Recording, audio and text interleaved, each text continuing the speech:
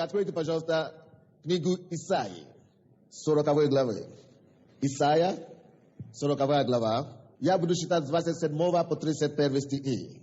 Исаия, 40 глава, с 27 стиха и ниже. Как же говоришь ты, Иаков? Тут Иаков говорит, но возможно, что не только Иаков говорит такие вещи. Возможно, что вы тоже говорите то же самое. Разве ты, как говоришь ты, Иаков, и высказываешь, Израиль, путь мой закрыт от Господа, и дела мое забито у Бога моего. Разве ты не знаешь, разве ты не слышал, что вечный Господь, Бог, сотворивший концы земли, не утомляется и не изнемогает. Разум его не исследим. 29 стих. Он дает утомленному силу, и изнемогшему дарует крепость. Утомляются и юноши, и ослабливают, и молодые люди падают.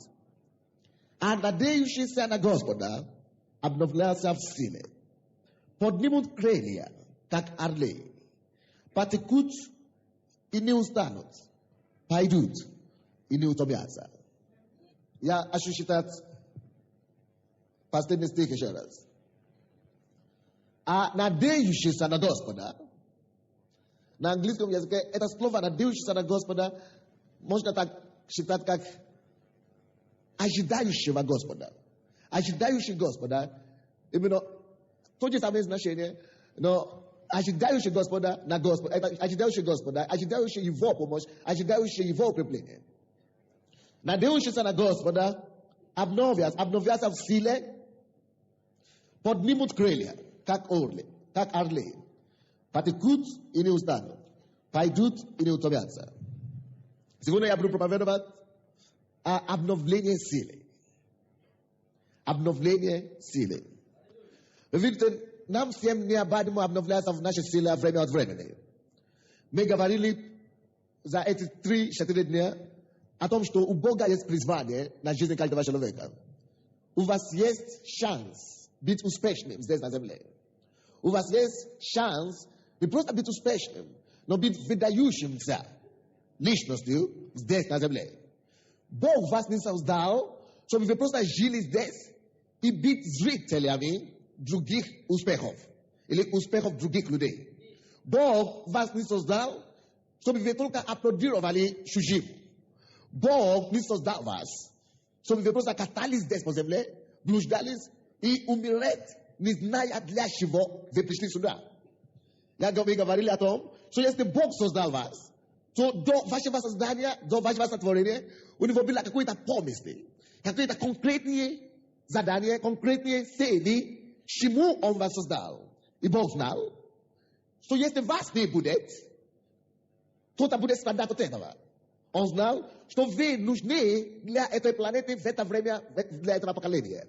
Поэтому Он создал вас и вложил в вас какие-то способности, какие-то качества, которые должны делать вас великим и могущественным здесь на земле.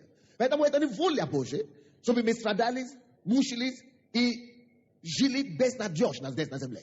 Мы уже смотрели о том, что Библия говорит, только я, Бог говорит, только я знаю намерения, какие имею о вас. Намерения на благо, а не на зло. Чтобы дать вам будущность и надежду. Это значит, Бог заинтересован дать вам будущность и надежду. Это значит, Бог хочет вам дать что-то хорошее. Он говорит, намерение, которое Он имеет о вас, это только намерение благости, на благо, не на зло. Теперь посмотрите вашу жизнь. Вы увидели, что всю вашу жизнь не просто благами вы насытились. Вы насытились вашей жизни не только хорошими вещами, но ваша жизнь тоже полна плохих, очень много вещей. Может быть, даже плохих Божьих. Но неужели Бог создал вас только чтобы вы переживали в этих плохих вещах? Это не может быть. У него есть воля для вас, и воля его более совершенно лучше, чем то, где вы находитесь сейчас. И мы говорили о том, что вы можете раскрыть эту волю его для вас. То есть мы говорили о том, что есть семя какое-то, которое Бог вложил в вас, и что если вы найдете эту семя, если вы найдете это призвание, если вы найдете это dar, который Бог вложил в вас, этот талант, вы не должны жалеть, что вы жили здесь на земле. Потому что вы единственный такой во всем мире. Нет второго другого человека, как ты. Ты единственный такой. И Бог тебя создал уникальным, чтобы ты уникальным образом, своим образом был великим. Очень часто мы восхищаемся успехом других людей, потому что они смогли найти себя. Но на самом деле Бог создал тебя также, не хуже, чем их, и Бог вложил в тебя точно такую же вещь, посредством которой эти люди достигли успеха. Бог вложил в тебе тоже другое что-то, но только ты имеешь это, который должен тебя делать успешным.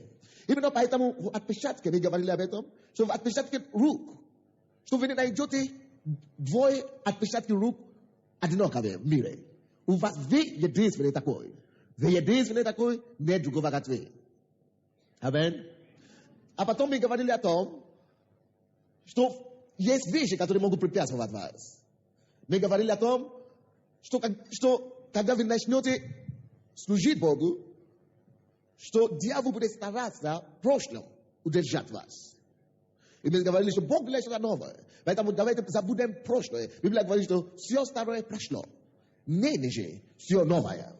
Осознаете в вашей жизни, что как только что вы пришли к Богу, что с этого момента, с этого мгновения, все стало новое. Все неудачи, даже все удачи, они прошли с прошлой жизни. Теперь же Бог начинает считать вашу жизнь с этого дня. Так что если вы не гордились вашей жизнью прошлое, вы можете сейчас начинать вместе с Иисусом Христом строить свою жизнь таким образом, чтобы вы начали гордиться вашей жизнью. Мы сказали, единственное, что может вам помешать в этом, это если вы будете держать связь с вашим прошлым. Так что отрубите себя от прошлого, поставьте себя вместе с Богом на острове. Но остров, где обитает благодать и изобилие Божие. Это не море прошлого. Прошлое прошло, поэтому она не должна вас вытягивать назад. Теперь мы хотим говорить о том, как обновляться в силе. Дело в том, что вы будете ходить с Богом, даже после того, как вы найдете свое призвание, после того, как вы найдете себя, у вас будет такая необходимость, время от времени, обновляться в силе. И вы должны знать, как обновляться в силе. Если вы делаете какие-то упражнения или деятельности, вы замечаете за собой, что иногда вы устаете. Потому что так Бог вас создал. В прошлое воскресенье мы говорили об этом, что именно ради этого Бог создал субботы, чтобы мы могли отдохнуть. Правда? И Бог хочет, чтобы мы научились обновляться в наших силах, чтобы мы никогда не регрессировали, чтобы мы никогда не уменьшались, но чтобы мы постоянно шли на возраст, чтобы мы всегда прогрессировали, чтобы мы всегда двигаться наверх и вперед. Мы сказали, я еще это вам напомню, что если вы еще не знаете ваше призвание, что есть две ключи к этому. Первое, надо начинать спросить у Бога. Просите сначала на вашем языке, русском или украинском, а потом начните молиться в Духе Святом, на иных языках, возбуждая свой дух, потому что Дух Божий вложит что-то в ваш дух. А потом второе, то, что надо делать, мы сказали, вам надо начинать размышлять. Потому что когда Бог вложит что-то в ваш дух, надо, чтобы это пришло в ваш разум. И в процессе размышления и молитвы вы обнаружите, что конкретно Бог сказал вам о том, что вы должны делать, о том, к чему Он вас создал. Теперь Библия говорит о Израиле здесь, в этом местописании, которое мы читали. И он говорит, Израиль или Иаков, это то же самое, жалуется Богу и говорит, Господь, ты забыл о моих делах. Ты забыл обо мне, и я сейчас уже не смогал, я уже устал. Господь, ты ушел от меня. И почему это так? Это не потому, что Бог ушел от него. Это не потому, что Бог уже забыл о его делах. Но дело в том, что время приходит, когда усталость приходит в жизнь человека. И была большая усталость на Израиле в это время. И бывает духовная усталость и физическая усталость тоже. И вы должны знать, когда вы устали. Если вы не знаете, когда вы устали, я вам дам ключ. Когда вы начнете жаловаться.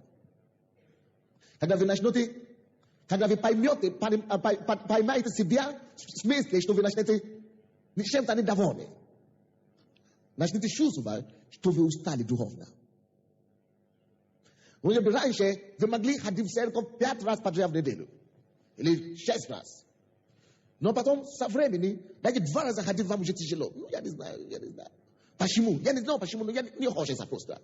Что происходит с вами? В это время вы должны сами уже суметь себя анализировать. Вы должны знать, что то, что происходит, это усталость в духовном мире. Может быть, вы могли читать много мест Писания раньше. Может быть, раньше вы читали по 2 главы Библии или по 3 главы Библии каждый раз, каждый день. Может быть, вы молились по 2 часа каждый день или по час каждый день. Но теперь вам даже тяжело 15 минут молиться. Вам тяжело встать утром 6 часов или 4 часа, чтобы молиться. Вам тяжело даже прочитать 1 главу Библии за день. И вы не знаете, что с вами происходит, вроде бы ничего не получается. Что это такое? Это называется духовная усталость. И это нормально. Видите, все могут уставать время от времени. И очень многие люди, когда они не знают, что с ними происходит, они начинают обвинять кого-то второго и третьего. Они не знают, что это с ними, что-то не в порядке. Им надо что-то сделать. Им надо обновляться в силе. Поэтому мы проповедуем сегодня о обновлении в силе. Поэтому если вы устали сегодня, готовьтесь обновляться. Если тяжести, вы видите, усталость происходит и приходит от, повседневных занятий и повседневных проблем, с которыми мы сталкиваемся. Вы видите, мы не живем в присутствии Божьем все время. Вы это понимаете, правда? Вы понимаете, что мы не можем находиться в церкви здесь 24 часа в сутки.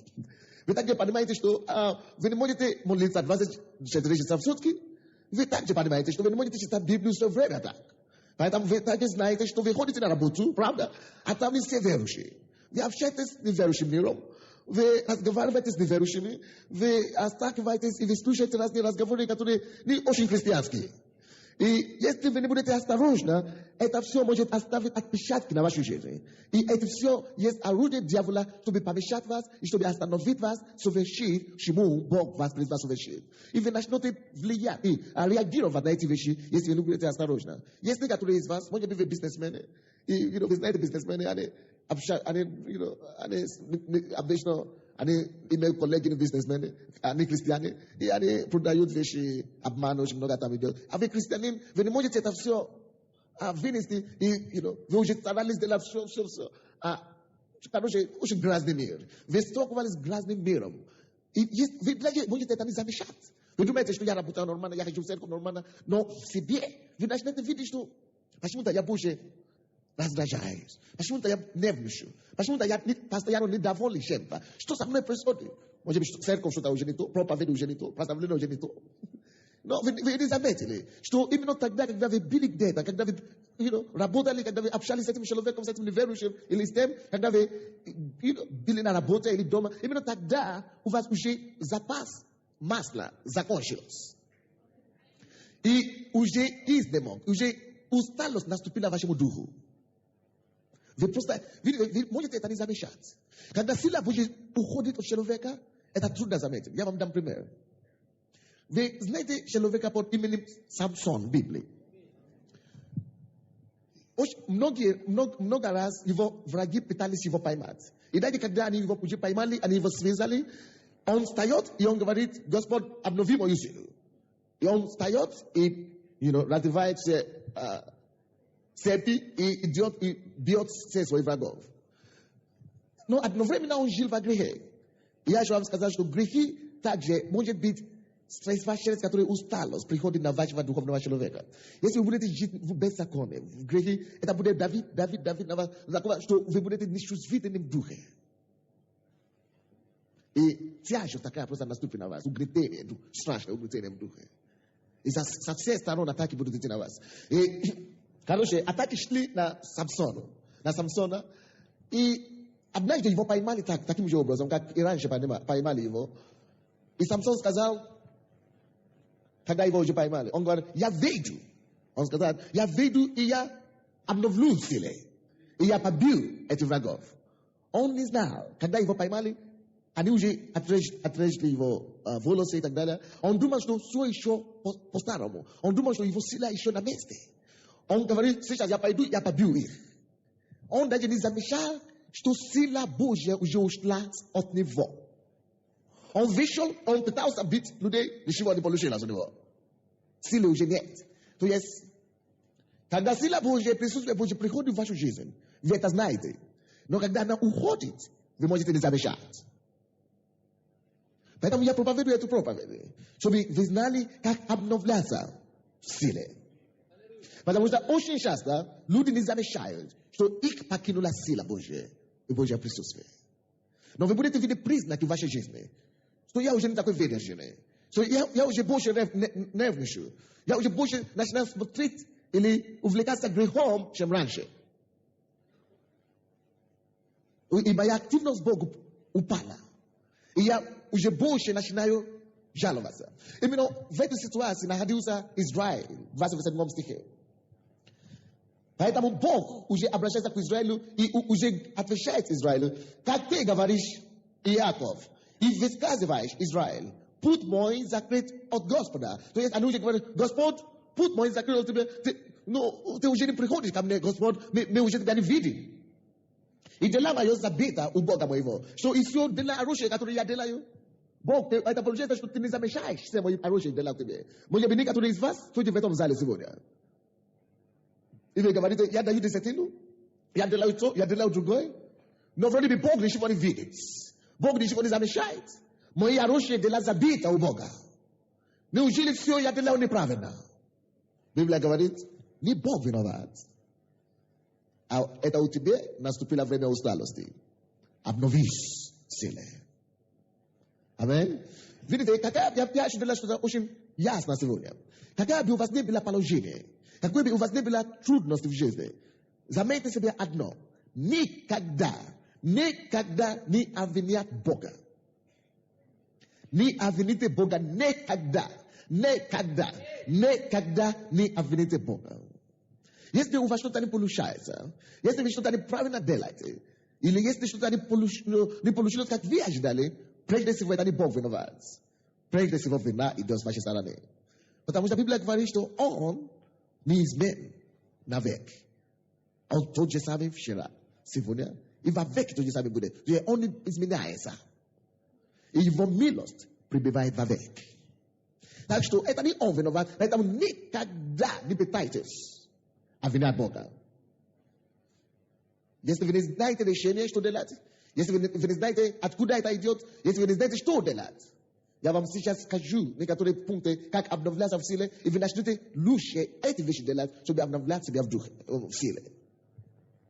Давайте посмотрим, какими же способами мы можем обновляться в силе. Но до этого я хочу вам считать, что если это вы находитесь в этом положении, которое я только что говорил, давайте выясним этот вопрос. Кто-нибудь из вас знает, о чем я говорю? Положение усталости духа. Знакомо ли это кому-то из вас? Значит, Дух Святой делает что-то правильно. Если он говорит, что мы считали об этом.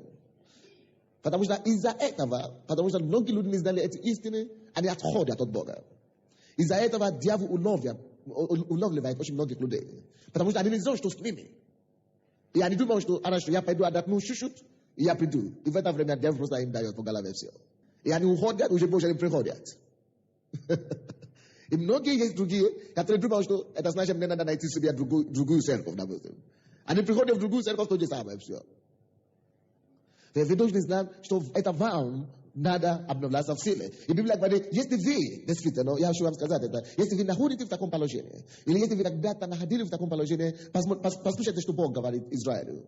И что Бог говорит вам в 28 стихе. Разве ты не знаешь, разве ты не слышал, что вечный Господь Бог, сотворивший концы земли, не утомляется и не изнемогает? Разум его не исследим. Бог не изнемогается, не утомляется, его разум не исследим, и он силен. Он способен. Он достаточно могущественный, чтобы укрепить тебя. Он не изнемогает, он не утомляется, поэтому у тебя есть источник, к кому можно обращаться. Видите, если ты будешь полагаться на меня, допустим, что я устал в духе или в вере, знал, что пастор всегда в духе, я буду полагаться на него. Когда всякий раз, когда я устану, я пойду к нему. Однажды я тоже устану. И мы с тобой оба будем устали. Кто тогда нам поможет? Поэтому лучше, чтобы я не устал из-за твоей усталости. А чтобы, когда ты устанешь, чтобы ты мог обращаться к нему. Когда я устану, чтобы я мог обращаться к нему. И мы тогда все будем всегда в силе. То есть не делай человеком свое средством укрепления. Не делай человеком своего средства упования или обновления в силе. Всегда знай, что есть один, кто не изнемогается. Только есть один, кто не устает. Только есть один, кто не утомляется. Это твой Бог, который спас тебя. Ты можешь обращаться к нему в любое время. Он не изнемогает, и он не ограничен в разуме. Он знает, видите, Библия говорит, что его разум не исследуем. Вы видите, есть некоторые из вас, которые имеют разные вопросы или разные проблемы. И вы приходите к лидеру домашней группы, вы приходите к кому-то другому, говорите, что никто мне не может ответить. Никто мне не может найти ответы на мои решения. И вы начинаете жаловаться так. Это все происходит от того, что вы устали духовно. Но видите, если бы вы знали, что делать, вы бы обратились к тому, у кого разум не исследуем. Потому что действительно, может быть, вы обращали ко всем людям. И никто вас не может ответить, потому что у нас все разумы ограничены. Но у него лучше разум. У него разум не ограниченный. Какой бы у вас ни был вопрос или проблем в физическом мире, или в умственном мире, в каком смысле бы у вас не были проблемы, знайте, что у вас есть Господь, который не изнемогается и не утомляется. И которому разум не исследуем. У вас есть, он с вами всегда. Он всегда ждет, чтобы вы пришли. И давайте посмотрим, что он сделает для вас. Он, 29 стих, он дает утомленному силу и изнемогшему дарует крепость. Вы устали? Есть тот, кто даст вам силу. Может быть, вы изнемогали. Есть тот, кто даст вам крепость. Поэтому веселитесь сегодня, братья и сестры.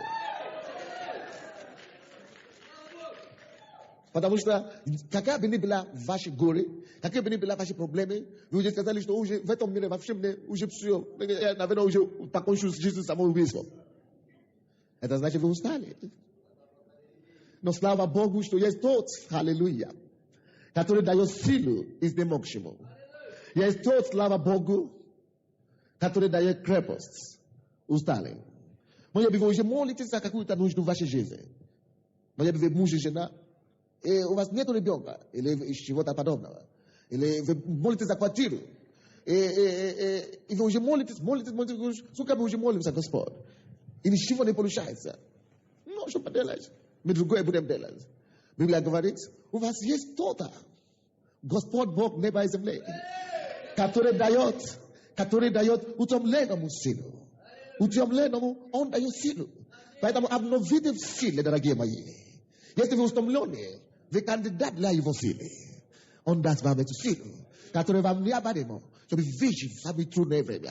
И он прославит вас. И он благословит вас. И вы увидите разницу. Что действительно выгодно надеяться на него. Так что не бросайте делать того, что вы делали. Не бросайте поклоняться. Не бросайте благодарить. Не перестаньте служить, как вы служили до этого. И не начните смотреть на людей. Не начните жаловаться на людей. Просто пускай ваши взоры будут устремлены на него крепко. Вы знаете, что в свое время это он дает силу изнемогавшему, и он даст вам эту силу. И вы увидите, что изменение придет в ваши обстоятельства во имя Иисуса Христа. Аминь. И поэтому, знаете, если вы ходите в вашем призвании, будут такие моменты, когда усталость придет. И вы должны знать, как выкрутиться с этой ситуации.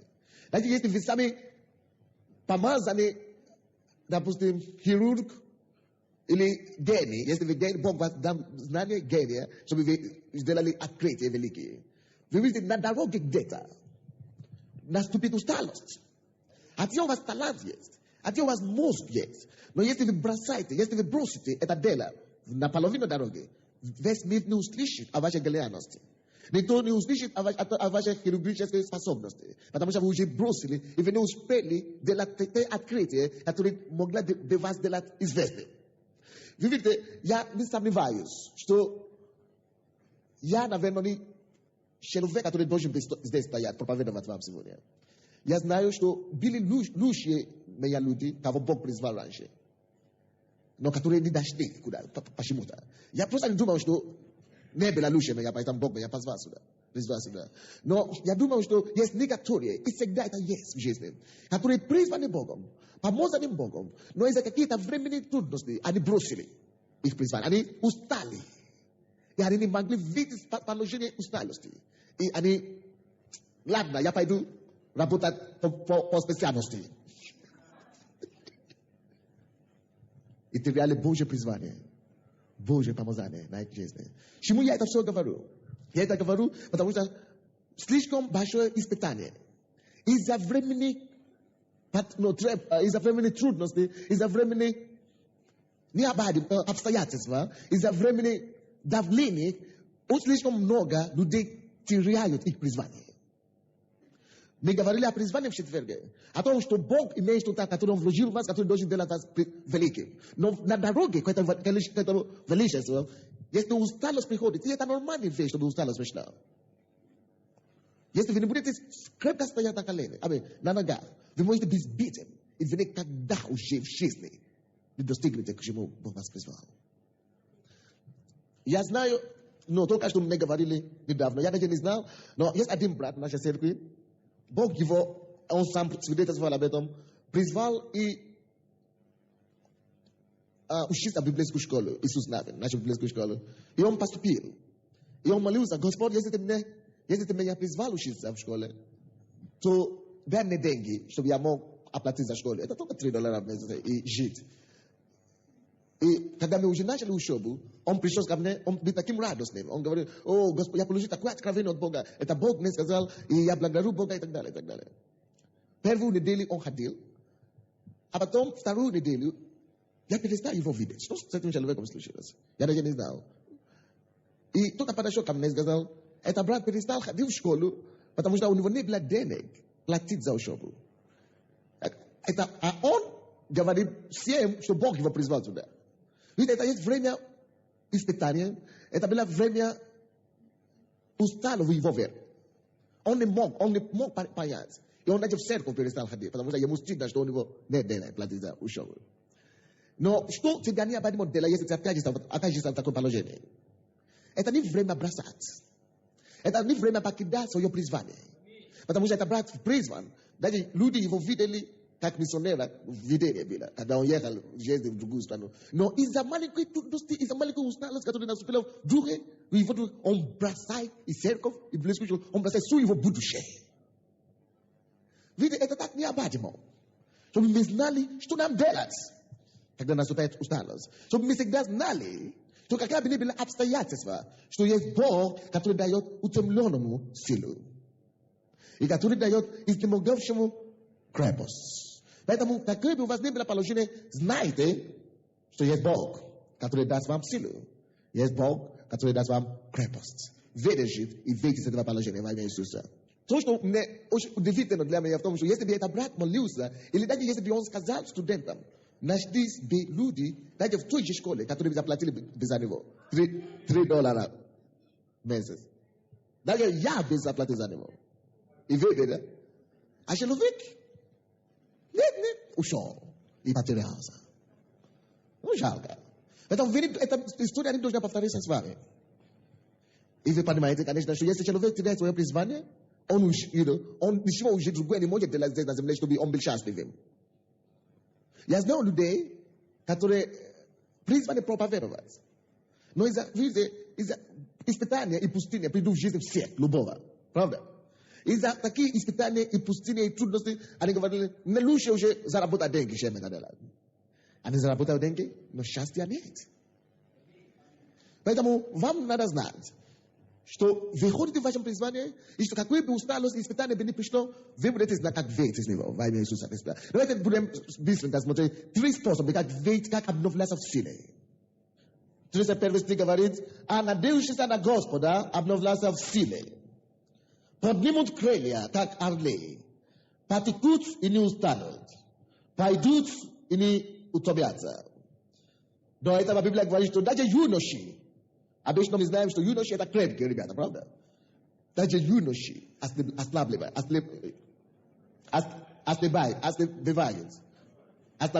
Поэтому если каким бы вы ни были крепкие, может быть, такое время все равно наступит. Поэтому вы нуждаетесь в этой проповеди.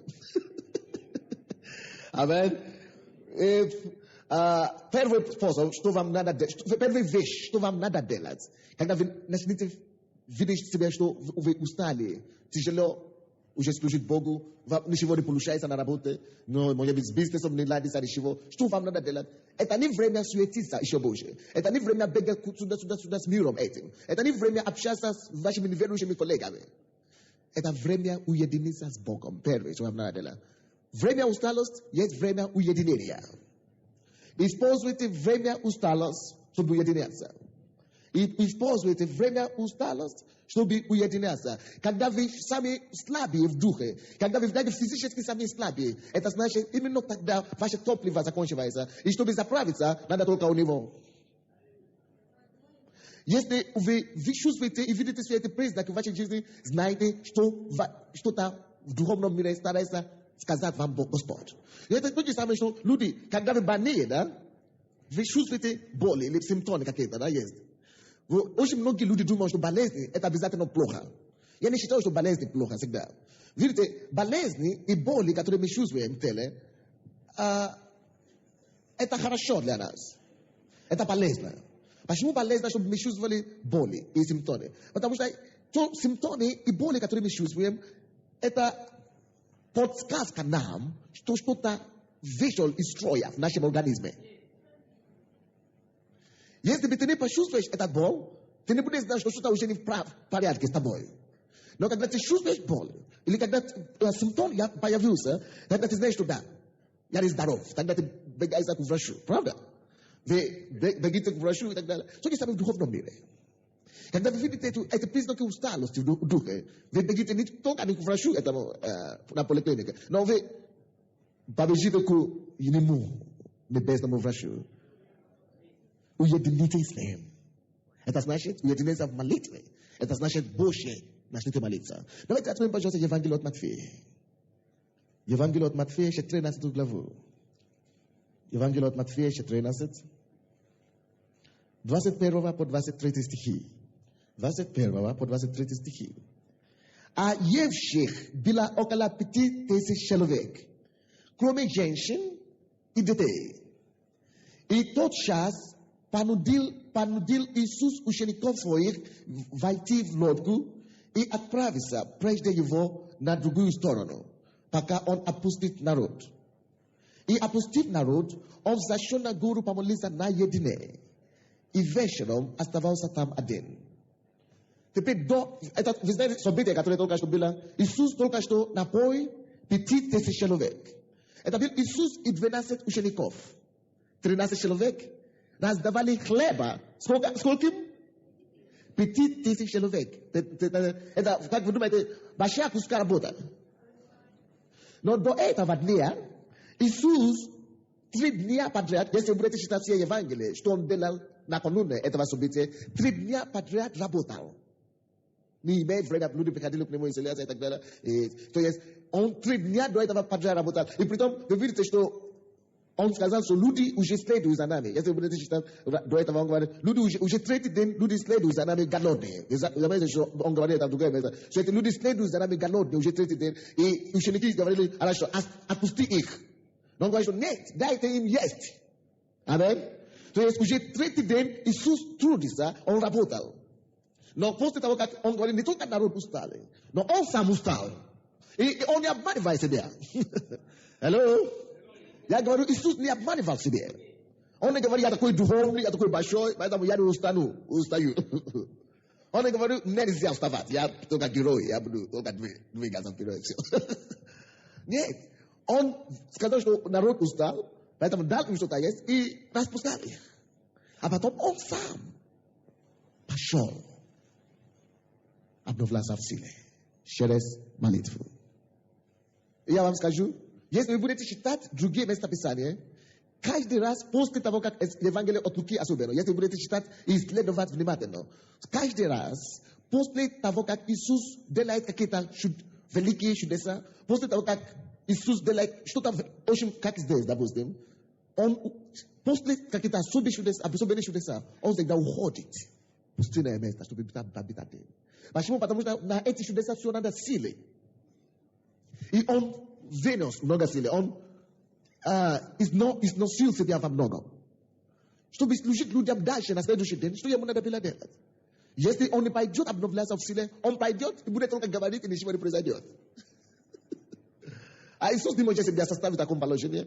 Поэтому, чтобы иметь силы, чтобы служить на следующий день, он уходит и обновляет свою силу через молитву, через общение с Отцом. Поэтому, когда у вас наступает такие трудные время в вашей жизни, и когда вы замечаете, что что-то не ладится, я вам скажу, алло, что в такие времена это самое трудное время молиться. Потому что твоя плоть будет путиться до и до. Ваша плоть будет сказать, не ошибся. Но это то, что я говорю сейчас, я не говорю вашей плоти, эту истину. Я говорю эту истину вашему духу. Я хочу, чтобы вы знали, что когда усталость, и когда это положение найдется, и когда ваша плоть будет говорить, что тебе что, молитва, ты молишься, Бог отвечает, сколько ты уже молился. Я хочу, чтобы ваш дух, и чтобы из вашего духа вышла эта истина. Чтобы вы могли сказать, нет, я буду проявлять это усилие, я обновлю силы во имя Иисуса. А когда сначала я это не понимал, таких служений, именно после таких служений, у меня больше искушения идут. А я говорю, почему это так? После того, как Бог только что тебя употреблял в чем-то, и у вас то же самое. Заметили себе, что когда-то, когда Бог вас использовал, может быть, прославление чудесно, может быть, слово чудесно, может быть, в домашней группе, после того, как Бог вас использовал и проявил свою силу через вас, именно после этого у вас больше искушения, больше нападки дьявола. И я не понял это, я всегда мучил, это меня всегда мучило.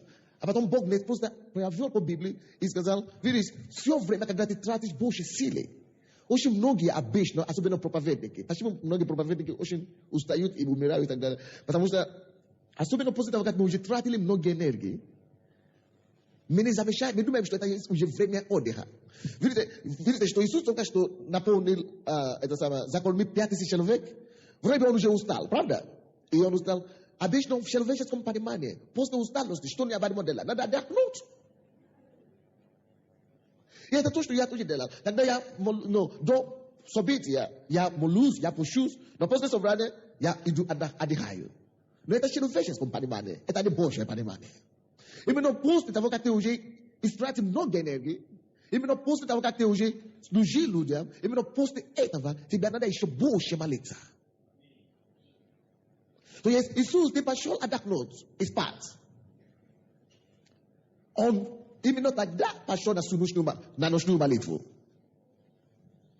Есть многие из вас, вы приходите на собрание так, вы чувствуете помазание, хорошо, все. А потом вы приходите домой, как будто вас не было на собрании в этот день. Такие искушения пошли, и вы уже начали ругаться, нервничать и так далее. Откуда это, почему это происходит? Потому что вы должны были прийти домой и уединяться еще больше с Богом. Говорит, Господь, я благодарю тебя, общаться с ним. А многие из вас вместо, чтобы это делать, вы включаете телевизор. И бац, порнография идет. И все помазания, которые вы получили в церкви, уже все ушло. Поэтому после особых благословений, вам надо что делать? Найти время с Богом. Окей, через молитву, это первое, что мы можем делать, чтобы обновляться в силе.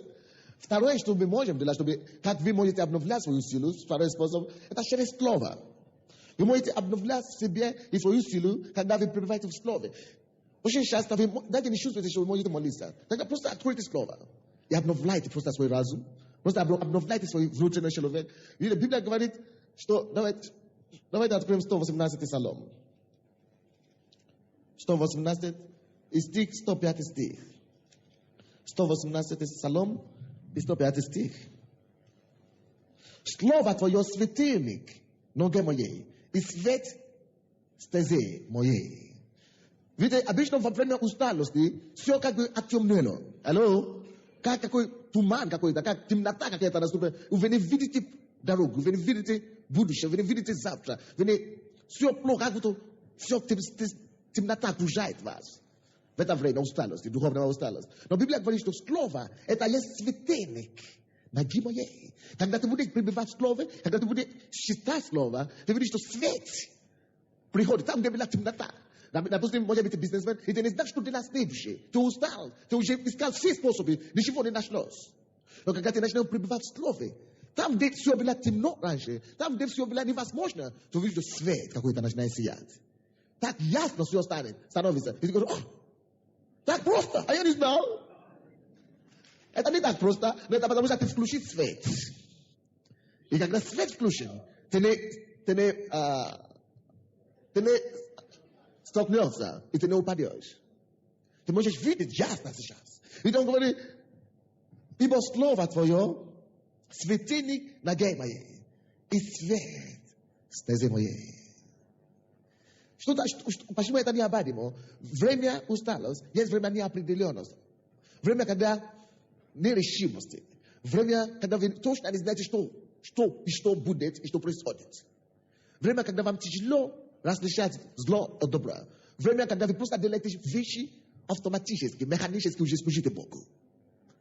Но когда свет приходит, все меняется. Это неправда ли, что когда включили эти света, было приятно, неправда? Когда, если выключили, сейчас, вы видите разницу. Видите? И то же самое в духовном мире. Ваша жизнь нуждается в свете. Ваши стези, ваши жизненные стези, ваши направления, ваше призвание. Это о чем мы говорили. Что именно призвание ваше, которое Бог имеет для вас, это стеза, это есть ваша стеза жизненная, дорога жизненная. И эта дорога может быть покрытая, если у вас не будет достаточно света. Потому что дорога, которая ведет вас к могуществу, к великому, чтобы она продолжала быть ясна для вас.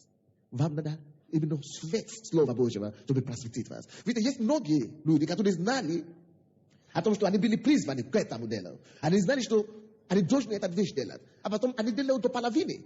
И уже начинают говорить, я уже не знаю, а я думал, что Бог мне сказал так, а я думал, что так и должно быть, но теперь я уже сомневаюсь.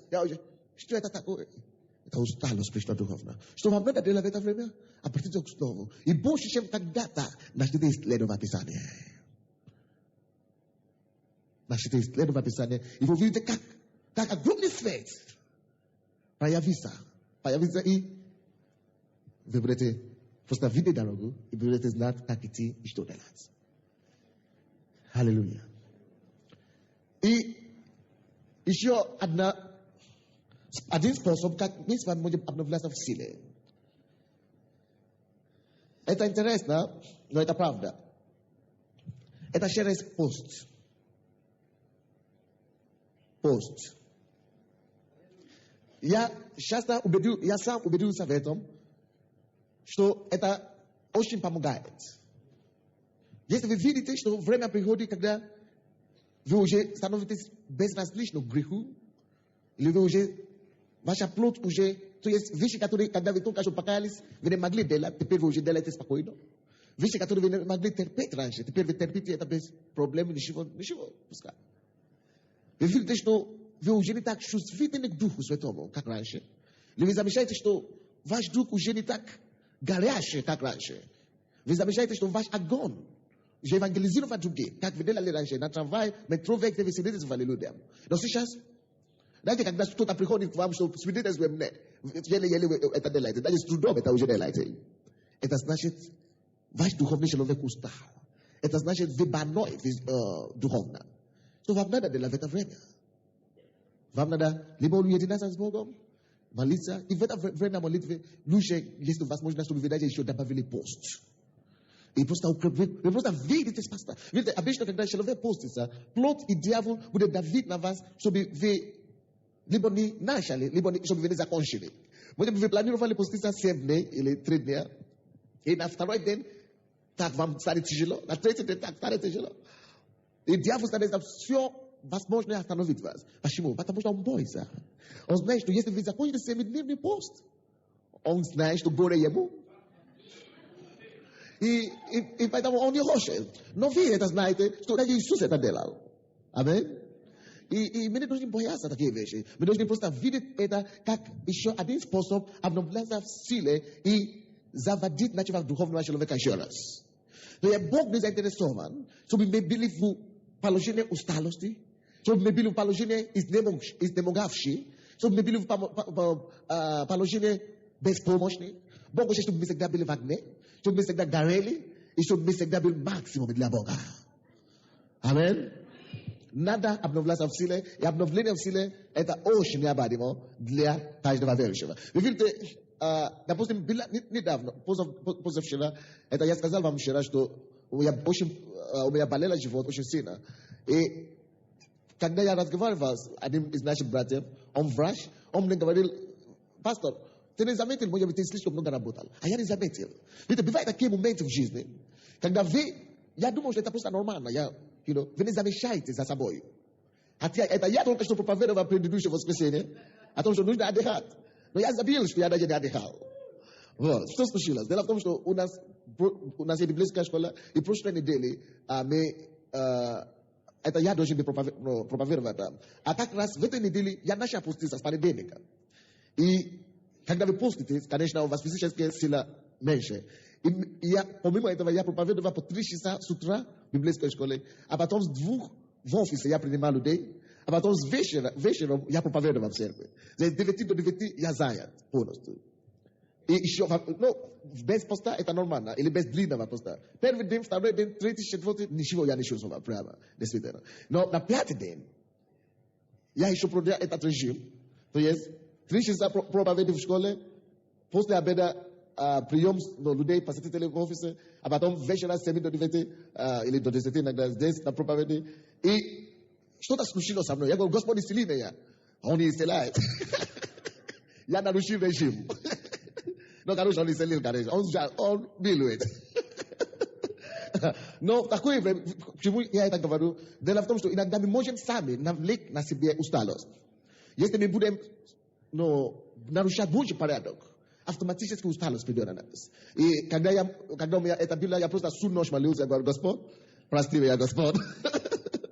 И Господь обновляет силу. Теперь я не чувствую ничего. Бог освободил полностью. Аллилуйя. Но вы не должны повторять ошибку вашего пастора. Вы должны учиться в хороших примерах. Аллилуйя. То есть, но есть выход. Если даже вы поймите себя в такой ситуации в любое время, что вы устаете, или вы просто обнаружите, что вы не знаете, что с вами происходит, это, наверное, духовная усталость. И вам в это время надо срочное обновление в силе. Давайте вернемся к Исаии. Насчет поста, вы можете читать от Луки, 4 глава. Я просто думаю, что вы уже знаете, что там.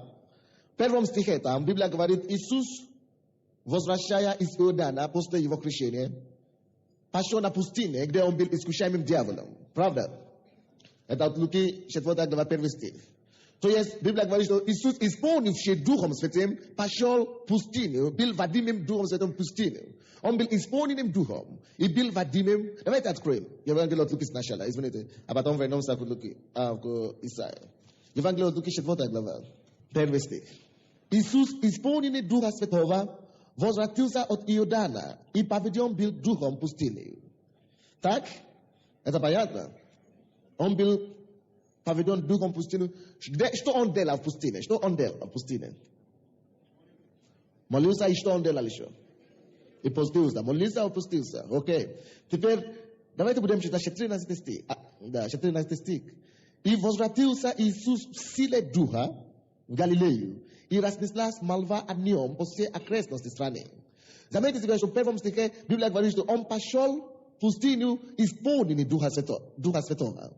Но когда он уже вернулся оттуда, после поста и после молитвы, Библия говорит: и возвратился Иисус в силе Духа. Он пошел исполненный, но он вернулся в силе Духа. После поста по-любому вы будете обновлены в силе.